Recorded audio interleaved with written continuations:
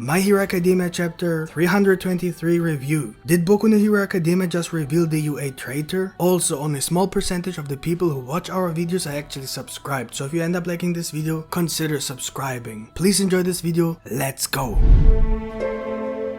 The chapter begins with a flashback. Class 1A students are in Nezu's office just before they started looking for Deku to bring him back to UA. Ida remembers what Principal Nezu said. Ida believes that if they can bring back Deku peacefully, it will be enough to calm all the civilians. But Nezu disagrees and says that this is not enough, as the problem is bigger and more complicated, as Deku is the most important piece for the heroes to win this war against All for One. So it would be a big risk keeping him without proper security, not just for Deku, but for everyone in UA. And now we've got to the point where things get a little weird.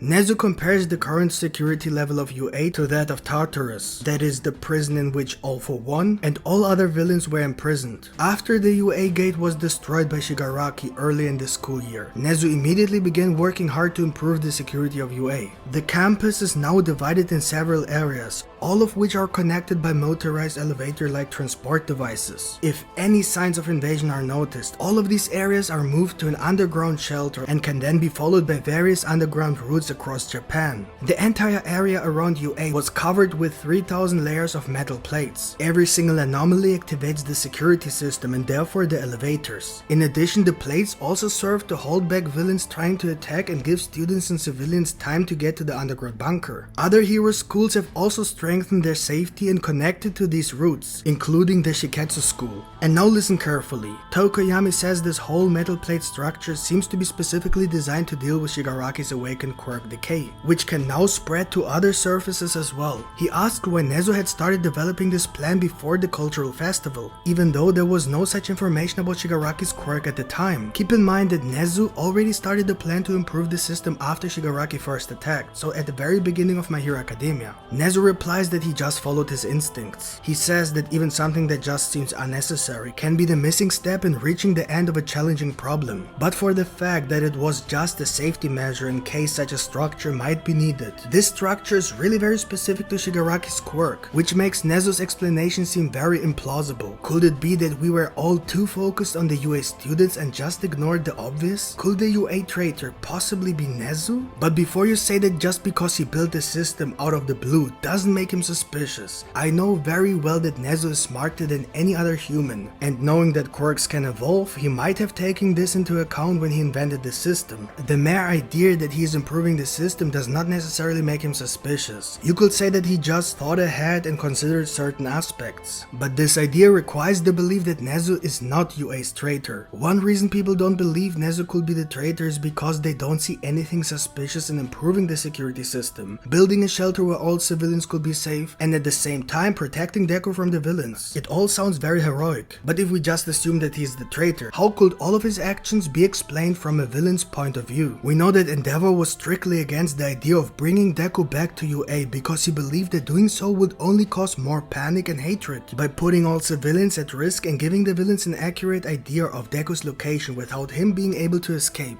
Can you see where this is going? Listen, now it's getting more interesting. Although all heroes supported the idea of keeping Deku away from UA, Nezu is the only hero who sees things very differently. He was the one who always suggested that Deku should return and be taken to the UA shelter. He was the one who encouraged the Class 1A students to look for Deku and bring him back to UA safely. He's the only reason Deku was allowed to return, but he wasn't the reason Deku actually returned. If Endeavor, who was responsible for Deku at the time, had objected, then the students in Class 1A would not have been allowed to leave UA to bring Deku back, nor will they have obtained the location with the help of Endeavor's GPS tracker. All of this was only possible because, as Endeavor himself admitted, the plan to use Deku as a bait didn't work. And why didn't it work? Because All for One just didn't show up, because he knew this was a trap, because it's just so obvious. Just think about it for a second. The whole world knows about the situation that All for One is looking for Deku. And then there's Deku, who's all alone just jumping around openly all day and night. And yet All For One does not appear, but let the heroes do their thing until they give up. But All For One also knows that the heroes, if he doesn't react to that trap, will eventually realize that the strategy is a dead end. And the only possible option is to bring Deku to UA. This means that All For One sees his chances of catching Deku higher when he is protected in UA than just catching him outside when he is all alone. It is obvious to everyone. Deku is either used as a bait or will be protected in UA.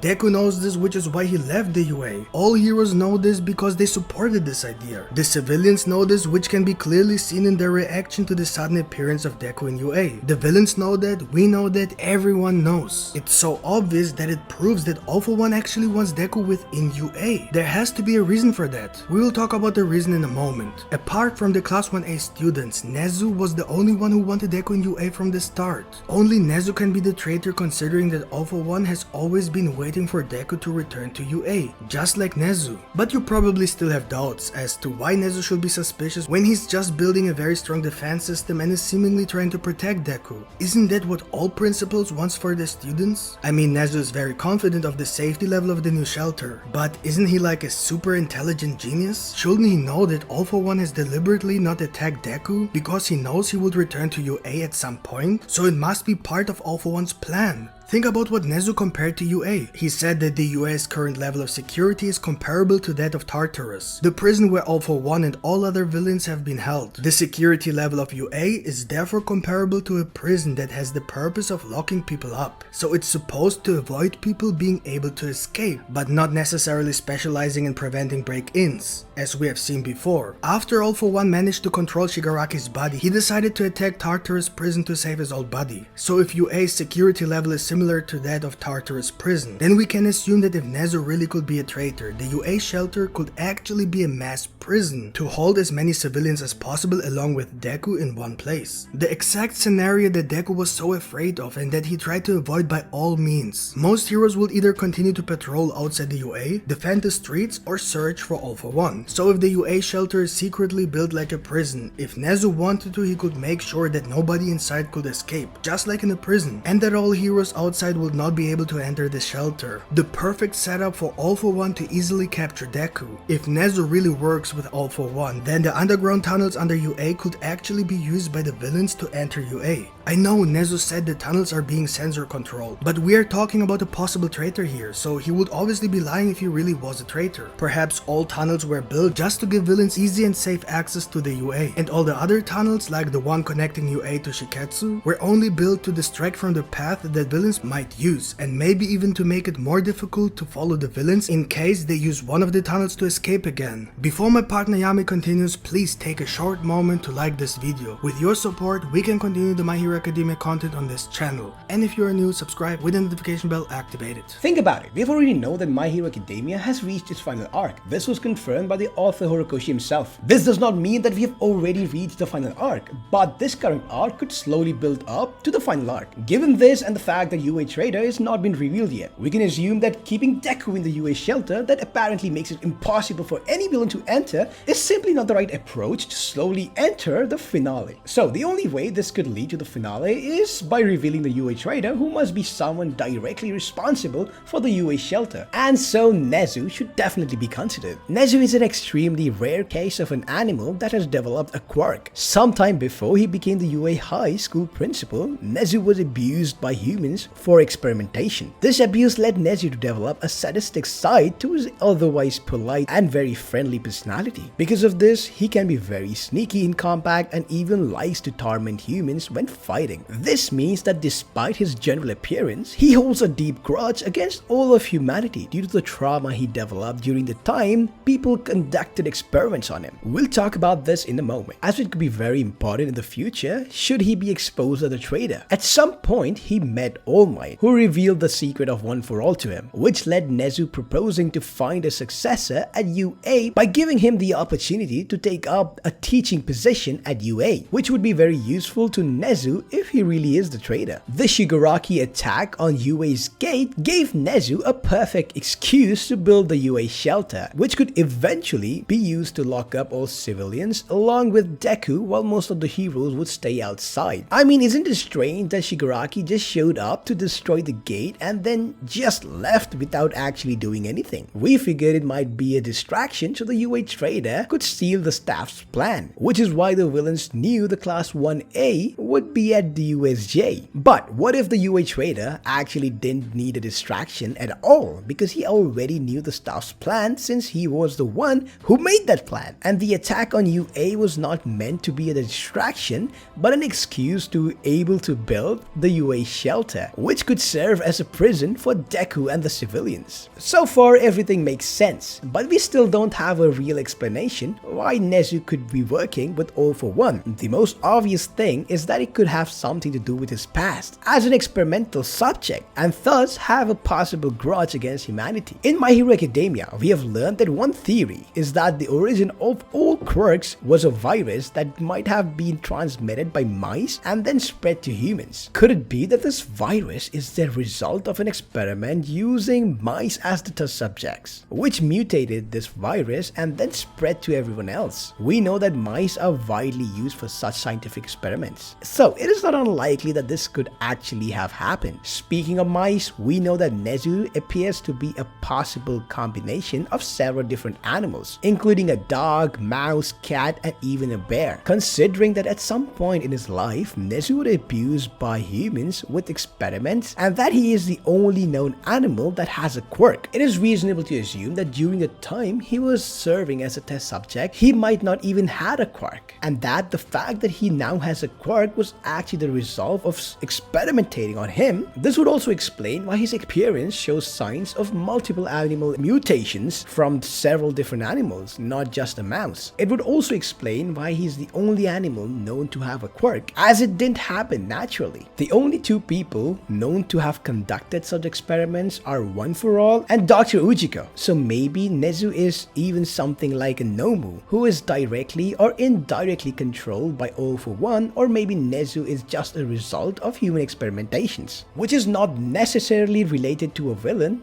but which could explain his grudge against humans. Because of the way people treat animals, he may have decided to seek revenge. And so at some point, he met All For One, who might have promised him to achieve better treatment for the animals. Something similar along those lines, not necessarily what I just mentioned, but I think you get the idea behind it. So regardless of whether Nezu is directly or indirectly helping the villains, he could potentially be the traitor. The civilians continue to refuse to let Deku inside. We see Deku's mother, Bakugo's mother, Jiro's mother, Eri, and so on, all along with Class B in the dormitories. Everyone is very concerned about the situation. The heroes try to convince the civilians to let Deku in peacefully and calm everyone down. Genius explains that the heroes tried to use Deku to attack the villains, but it didn't work. He says that while Deku is Shigaraki's and All For One's target, he's also the hero's greatest weapon and must therefore be kept safe. So he asks them to keep Deku until he's ready to fight again. As always, the civilians are no longer able to trust the heroes and behave selfishly as usual. They get even angrier and blame the heroes for all the chaos in the country because they failed at their job, and now they once again fail to protect them as they force them to open the gate for Deku. As they scream, Deku's danger sense activates, revealing that the civilians' anger is not just fear but actually aggression. Fear alone doesn't trigger his quirk danger sense. This quirk works so that Deku can detect threats in the area. This shows the mental state of the civilians. Although they seek the protection of the heroes and expect them to protect them from the villains, they are also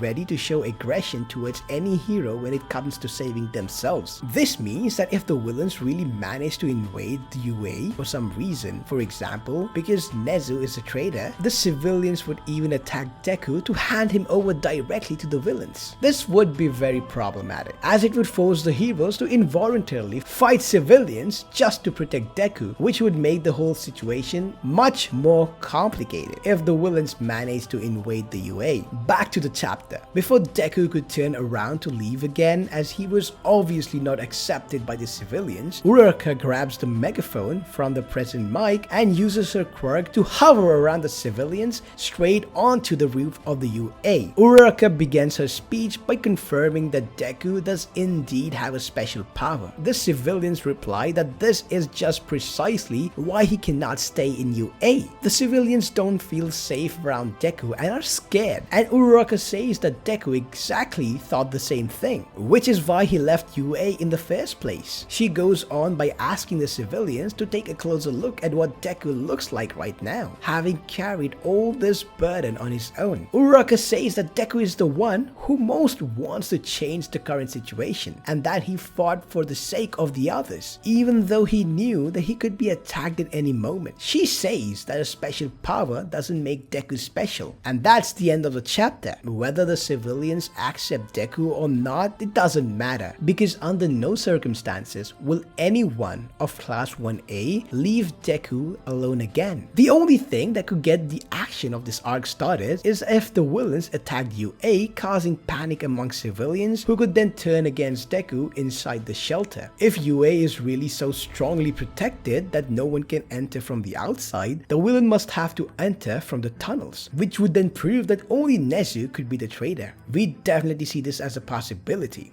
especially considering that this arc has just started and we are in the final act of My Hero Academia. So something has to happen in order for Deku to either get trapped inside the UA or for Deku to leave UA again. If Deku does not get the opportunity to simply rest until he's recovered again so that he can leave the UA together with all the other Class 1A students, we only see one way how this situation can end. The villains need to attack the UA. What do you guys think of this video? Let us know in the comments below. Hope you guys enjoyed our video, and if you did, don't forget to smash the like button, and if you are new to our channel, make sure you subscribe with the notification bell turned on. See you guys in the next video. Yami out.